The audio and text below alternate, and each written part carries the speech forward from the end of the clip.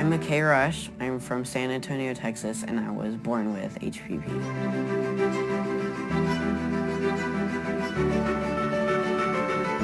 Basically, just tell me you're gonna be shorter, you're gonna not be able to go fast, your body will excel growth-wise slower, and they just tell me all these things that I feel like should make me not very happy, but I've learned to live with this, and a lot of the time I feel like I know it's there, but I don't really realize it because I can live a pretty normal life.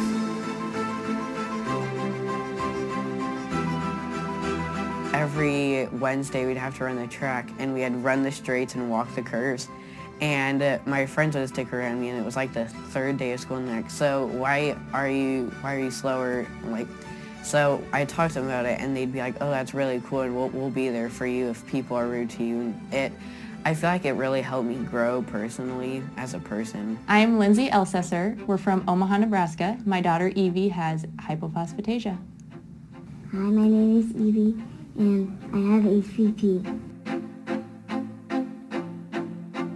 Evie has the infantile form with seizures. At that point, all known cases of kids with HPP and seizures had passed away by the age of 18 months. We were really living one day at a time for probably the first 4 or 5 years. She has had her skull reconstructed 3 times.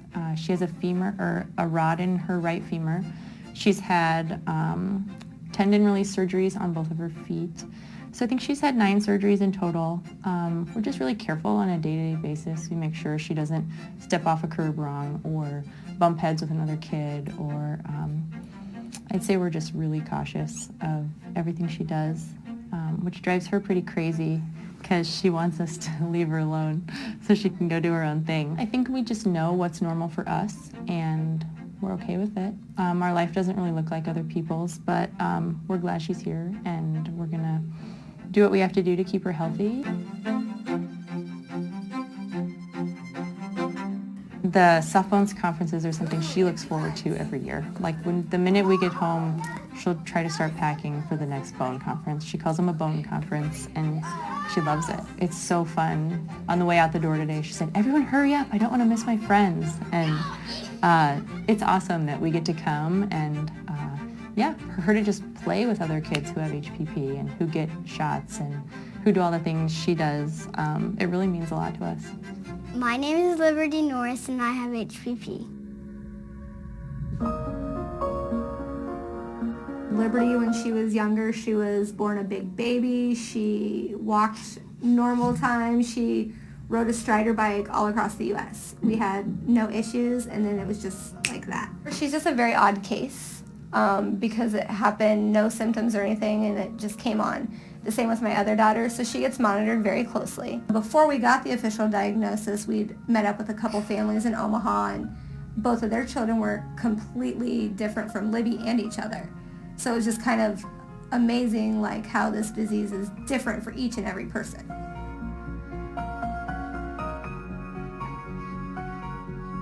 She's actually come a long, long way. We were told that we didn't know, with teeth issues, we didn't know what she'd be able to do. Well, now she's actually an all-star cheerleader and a flyer, which a year and a half ago, before she started medicine, she couldn't do. She did a lot of physical therapy, and then we have an amazing cheerleading coach that worked with her, like, on her balance and just everything that they kind of did at physical therapy. She incorporated it into a more fun setting. Plus, then she started the injection shots, and she's grown like 3-4 inches. She's 42 pounds now. She's just completely changed than what she was a year and a half ago. My name is Belinda Kellner, and I'm from Olive Branch, Mississippi, and I have the infantile form of hypophosphatasia. I'm standing up, reaching across the table, leaning behind it, able to balance and reach and get those things. I'm just doing a lot more than I did before. My goal is to eventually get to where I don't need the scooter at all in my house. I mean, that's going to happen. I mean, I know that's going to happen. Once I get this leg straightened and get that healed, that's a definite going to happen. I know it is. And before I start Extrinsic, I couldn't even stand up and without holding on to anything, even take one step. Hopefully someday there'll be a cure. So, but in the meantime, this is like awesome. I mean, it's just like over the moon, fantastic. Because I was 49 years of being told, there's nothing we can do about it. Just go home, you know, treat your symptoms or whatever. But so it's wonderful, and I'm excited for the parents that they have something. Hi, my name's Dave Talkington. I'm from Newark, Ohio, and I have HPP. I was diagnosed at 6 months, so it's actually genetic, and I've had it all these years. It not only affects your bones, but it also affects your muscles. You're missing an enzyme, so, you know, like for me, balance is an issue. I guess for me, I've always figured, all right, you know, I'm not really disabled, I'm just differently abled. You know, I just got to do things a little different way. You know, as I got older, I had to really watch what I was doing. Every step when I was walking was predetermined. Everything I did, I watched where we were going, what we were doing. The doctors at that time told me that there would never be a cure. There would never be medication to help this. And there was that one that just came out, you know, a year or two ago, named Strinsic. And, you know, when we heard what it was doing for the children, you know, we thought, well, you know, we started checking it out, and I went on it. I can walk a few steps. I can go upstairs now again. You know, at one point, before Strinsic came, I was pretty close to being done.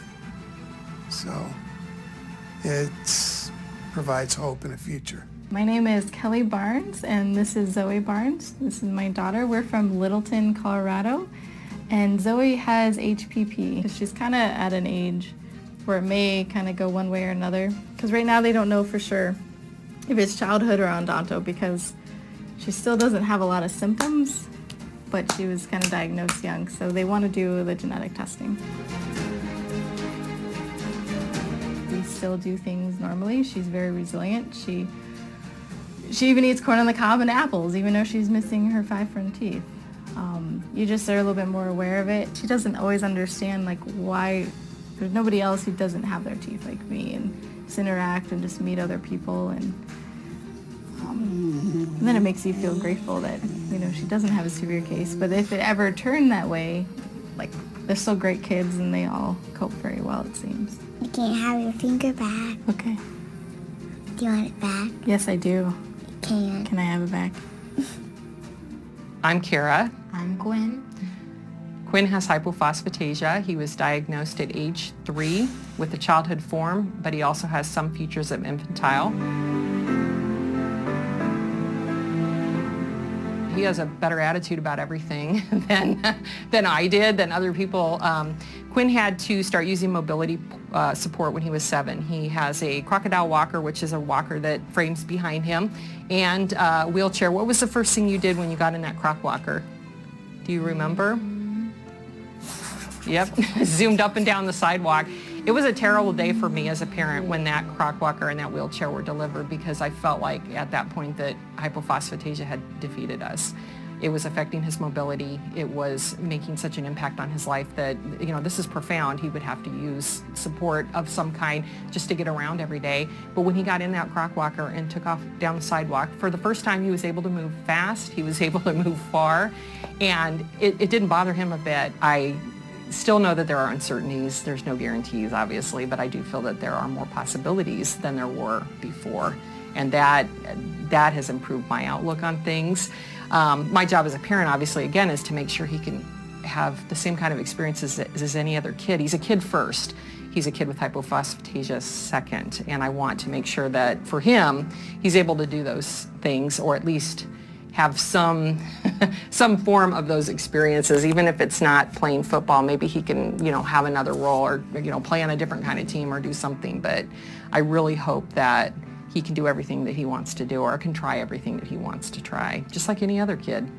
My name is Dale Sieber. I'm from Champaign, Illinois, and I have HPP.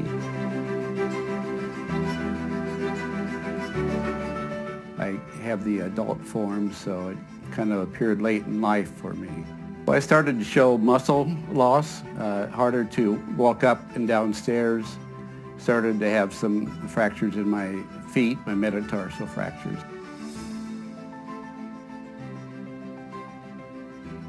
There's a lot of sharing that goes on between us all, and sometimes maybe it's not as accurate as you'd like it to be because we're not physicians, but it is valuable, and it helps you direct your thinking and as to what might be a good therapy for that ache or pain or whatever you might have.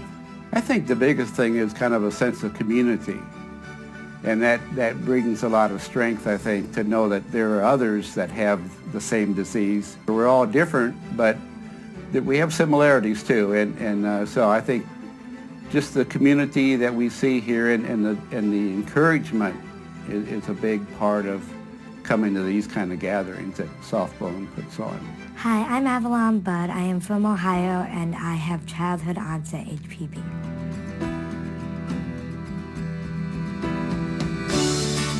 It has changed my life in many ways. I can't run.